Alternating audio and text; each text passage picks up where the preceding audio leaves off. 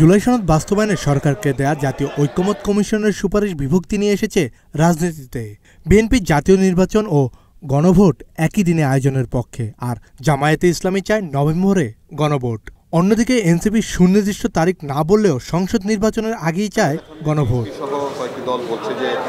তবে রাজনীতির মাঠে বড় দল বিএনপির পক্ষে দলটির মহাসচিব বলেন, বেশ কিছু বিষয় ঐকমত্য কমিশনের সাথে একমত ছিল না তাদের, আর সেসব বিষয়ে নোট অফ ডিসেন্ট দিয়েছিলেন তারা, যা পুরোপুরি উপেক্ষা করে জাতির সাথে বেইমানি করেছে কমিশন। দুপুরে এই বিষয়ে গণমাধ্যম কর্মীদের সঙ্গে কথা বলেন সংবিধান বিশেষজ্ঞ স্বাধীন মালিক। বলেন, বিএনপির অভিযোগ গুরুত্বপূর্ণ, সংসদ নির্বাচনের আগে গণভোট আয়োজন আইনের পরিপন্থী। যে গণভোটের কথা বলা হচ্ছে, দুনিয়ার সব দেশে রেওয়াজ হলো একটা প্রস্তাব সংসদে পাস হবে, তারপরে জনগণের কাছে গণভোটে যাওয়া হবে। তখন আগে গণভোট পরে সংসদ, এটা কিন্তু আইনে প্রচলিত ধারণার পরিপন্থী। আর তারপরে আরও যেটা কথা বলা হচ্ছে যে সংসদ বসলে 270 দিনের মধ্যে সেটা তাদের গ্রহণ করতে হবে, অথবা আপনি এটা পাস হয়েছে বলে ধরে নেওয়া হবে। এরকম ধরে নেওয়া আইনে যায় না। আপনি সংসদকে একটা জিনিস পক্ষে বা বিপক্ষে বলতে বা সিদ্ধান্ত নিতে বাধ্য করলে সংসদ আর সার্বভৌম থাকে না।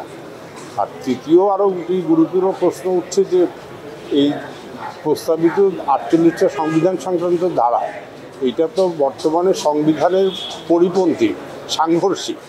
এখন এইগুলি পাস শুধু সংসদ পাসও করে, আমাদের কিন্তু অনেকগুলি সংবিধান সংশোধনী সুপ্রিম কোর্ট বাতিল করেছে।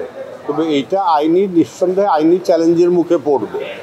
অতএব এখন এই ক্ষেত্রে গণভোট নিয়ে গণভোট একসময় আয়োজন করা যাবে, কিন্তু আগে গণভোট পরের সংসদ এটা হয় না। অতএব আগে সংসদ নির্বাচন হয়ে তাড়াতাড়ি, তারপর সংসদ যদি পাস করে মনে করে এটা গণভোটে দেওয়া দরকার, তখন এটা গণভোটে যাবে। আর এই 48টা প্রস্তাবের উপরে গণভোট মানুষ কেমন করে বুঝে হ্যাঁ না বলবে, এটা তো সম্পূর্ণ অবাস্তব একটা প্রস্তাব। মাত্র 30% টাকায় জমির মালিক হয়ে নতুন বাংলাদেশের গড়ে তোলার স্বপ্ন দেখা বাংলা বসতি। এ সময় তিনি আরও বলেন, জুলাই সনদ বাস্তবায়নে কতিপয় রাজনৈতিক দলের প্রধান উপদেষ্টার অধ্যাদেশ জারির দাবি উদ্ভট। আইন পাশ করার ক্ষমতা হলো সংসদের, আর ক্ষেত্র বিশেষে যখন সংসদ থাকে না, তখন সাময়িকভাবে সেই অধ্যাদেশের মাধ্যমে এটা রাষ্ট্রপতিকে দেওয়া হয়েছে।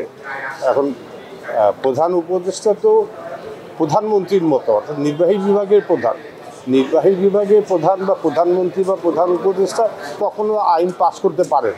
তাহলে তো আমাদের যে 3টা অঙ্গ, একজনের কাজ আইন পাস করা, একজনের কাজ বিচার করা, একজনের কাজ দেশ পরিচালনা করা, তাহলে তো এখন সুপ্রিম কোর্ট বলবে যে আমরা আইন পাস করব, অথবা আইনসভা বলবে যে আমরা বিচার করবো। এটা তো হয় না, এগুলি তো আইনে নাই, এগুলি সব উদ্ভট ধারণা।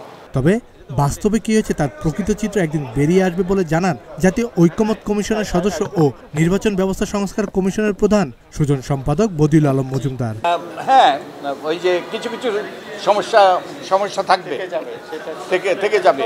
আর একই সাথে ওই যে 13 অ্যামেন্ডমেন্টেরও আমরা রিভিউ পিটিশন দাখিল করেছি, এবং ওনারাই এই শরীফ ভূঁইয়াই সেই মামলাটা পরিচালনা করছেন। তো আমরা আশা করি যে ওখানেও রিমেডি পাবো, এখানেও রিমেডি পাবো। তার মাধ্যমে আমাদের তত্ত্বাবধায়ক সরকার ব্যবস্থাটা ফিরে আসার সুযোগ হবে, এবং তত্ত্বাবধায়ক সরকার ব্যবস্থা বাতিল করার মাধ্যমে তাদের নির্বাচনটাকে নির্বাসনে পাঠিয়ে দেওয়া হয়েছিল। তো আমাদের নির্বাচন যাতে আবার ফিরে আসে, আমরা যাতে সুষ্ঠু নিরপেক্ষ নির্বাচন হয়, এর মাধ্যমে আমাদের গণতান্ত্রিক প্রক্রিয়াটা আবার একটা ভিত্তির উপর দাঁড়ায়, এবং এরপরে যে অন্য সংস্কারগুলোর মাধ্যমে আমাদের গণতান্ত্রিক উত্তরঞ্জনও ঘটে। অর্থাৎ আমরা যেন একটা যে টেকসই গণতান্ত্রিক ব্যবস্থা ফিরে পাই, এই জন্যই আমরা বহুদিন থেকে লড়াই করে আসছি। আমার একটাই বাক্য আমি বলবো এর উত্তরে, ট্রুথ শ্যাল ট্রায়াম্ফ, যে সত্য একদিন বেরিয়ে আসবে। আগামী ফেব্রুয়ারিতে নির্বাচন হওয়া প্রয়োজন বলে মন্তব্য করেন ঐকমত্য কমিশনের সদস্য বদিউল আলম মজুমদার। চাই ফেব্রুয়ারিতে নির্বাচন হোক, নির্বাচন হওয়াটা দরকার। কাজী পাপ্পু, বাংলা এডিশন।